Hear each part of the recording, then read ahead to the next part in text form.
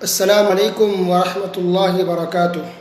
بسم اللہ الرحمن الرحیم، الحمد للہ والصلاة والسلام علی رسول اللہ وعلی آلہ واصحابہ اجمعین۔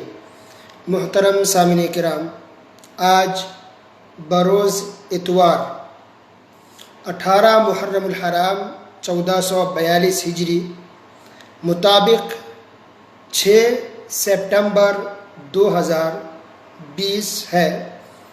اللہ کے فضل و کرم سے ایک بار پھر میں آپ کے سامنے ایک نیا ٹاپک، ایک نیا موضوع لے کر کے حاضر ہوا ہوں، اور ٹاپک ہے قبر کا عذاب اور اس کی نعمتیں۔ اس ٹاپک پر انشاءاللہ ڈیٹیلز میں تفصیل سے گفتگو کریں گے، اور اس درس کا طریقہ بھی ایسا ہی ہوگا جیسا کہ پچھلے درسوں کا تھا، یعنی چھوٹی چھوٹی کلپ ہوگی، چھوٹے چھوٹے بیانات ہوں گے، درس بہت کم وقت کا ہوگا۔ وہ اس لیے تاکہ سننے میں آسانی ہو، سمجھنے میں آسانی ہو، لکھنے میں آسانی ہو، اور اگر آپ کسی کو فارورڈ کرنا چاہیں تو اس میں بھی آسانی ہو سکے۔ تو یہ موضوع ہے، ظاہر سی بات ہے مختصر وقت میں ان تمام باتوں کو بیان نہیں کیا جا سکتا، قبر کا عذاب اس کی نعمتیں، لہذا اس کو کئی پارٹ میں انشاءاللہ بیان کریں گے، کئی پارٹ میں۔ تو آج ہے پارٹ نمبر 1، قبر کا عذاب اور اس کی نعمتیں، پارٹ نمبر 1۔ قبر کا عذاب اور اس کی نعمتیں، یعنی قبر کے اندر صرف عذاب نہیں ہے بلکہ اس کے اندر نعمت بھی ہے۔ نعمت کس کے لیے ہے اور عذاب کس کے لیے ہے، یہ تمام باتیں انشاءاللہ بیان کریں گے۔ قبر کے اندر عذاب ہوتا ہے، اس کا ذکر قرآن مجید میں بھی ہے، اور انسان اگر نیک ہو تو اس کے لیے نعمت ہے، اس کا ذکر بھی قرآن مجید میں اللہ سبحانہ وتعالیٰ نے بیان فرمایا ہے، لیکن اس کا تفصیلی ذکر ڈیٹیلز میں حدیثوں کے اندر موجود ہے، اس کی تفصیل حدیث کے اندر ہے۔ تو ایک نہیں، دو نہیں، کئی حدیثیں ہیں جو متواتر کو پہنچتی ہیں۔ علامہ ابن ابی العز الحنفی نے اپنی مشہور کتاب شرح عقیدہ تحاویہ کے اندر لکھا ہے کہ قبر کے اندر عذاب ہوتا ہے، اس تعلق سے جو حدیثیں آئی ہیں وہ حد تواتر کو پہنچی ہوئی ہے، یعنی متواتر حدیثیں۔ متواتر یعنی موٹے لفظوں میں، عام بھاشا میں یہ سمجھیے کہ بہت ساری حدیثیں، ایک نہیں، دو نہیں، 10 نہیں، بہت ساری حدیثیں ہیں کہ قبر کے اندر عذاب ہوتا ہے۔ اس تعلق سے حدیثیں 2-4 نہیں بلکہ بہت ساری ہیں، متواتر ہیں۔ سبحان اللہ۔ اچھا، قبر کا عذاب، یہ قبر ہی کیوں کہا گیا؟ کیونکہ عام طور پہ انسان کو قبر کے اندر دفن کیا جاتا ہے، اس لیے قبر کا عذاب کہتے ہیں یا قبر کی نعمت کہتے ہیں۔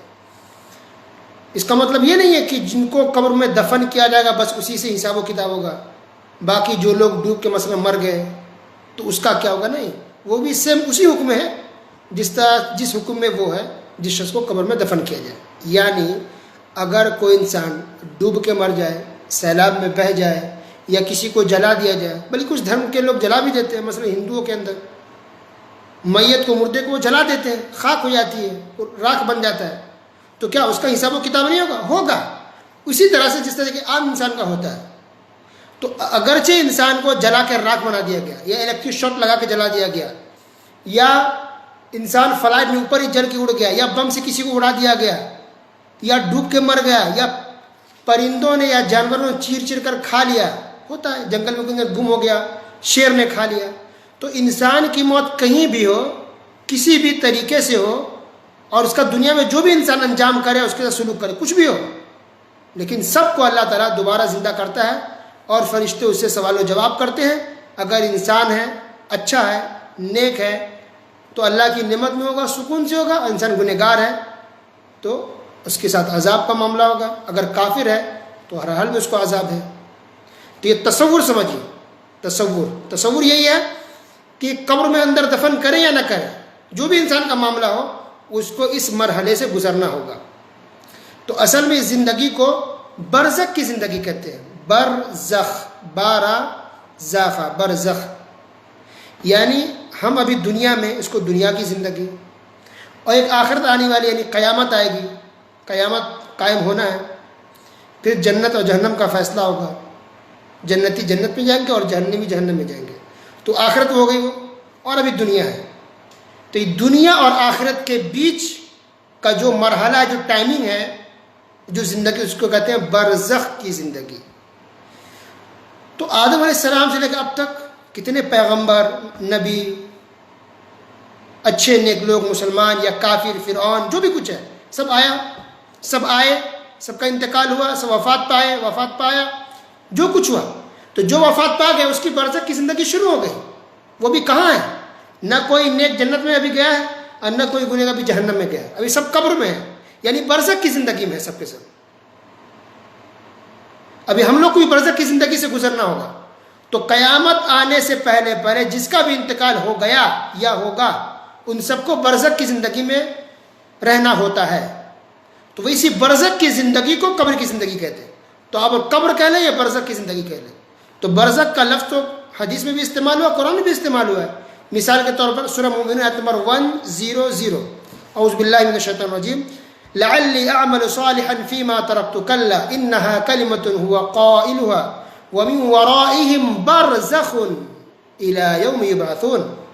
یہاں کافروں کا ذکر اللہ نے بیان فرمایا کہ جب کافروں کو موت آتی ہے تو کافر کہتے ہیں اللہ اے رب مجھے لوٹا دے دنیا میں، ہم نیک عمل کر کے آئیں گے، نیکی کریں گے. یہ تمنا کرتے ہیں، یہ دعا کرتے ہیں کافر. تو اس کے بعد اللہ نے ذکر کیا من ورائہم برزخ، یہ تو بیچ میں ایک پردہ حائل ہے، ایک برزخ کی زندگی ہے، اور عنقریب یہ لوگ دوبارہ اٹھائے جائیں گے، قیامت آنے والی ہے. تو برزخ کی زندگی ہے، یعنی انسان وفات پا گیا تو اس کے وفات پانے کے بعد سے لے کر کے اور قیامت جو قائم ہوگی، اس بیچ کا جو بھی وقت ہے، جو ٹائمنگ ہے، جو وقت ہے، اس کو کہتے ہیں برزخ کی زندگی. تو جو ہم سے پہلے وفات پا چکے ہیں ان کی برزخ کی زندگی شروع ہو گئی ہے. اب اگر ہم وفات پائیں گے تو ہماری برزخ کی زندگی شروع ہوگی. ہمارے آنے والے جو لوگ ہوں گے وہ جب وفات پائیں گے تو ان کی برزخ کی زندگی شروع ہوگی.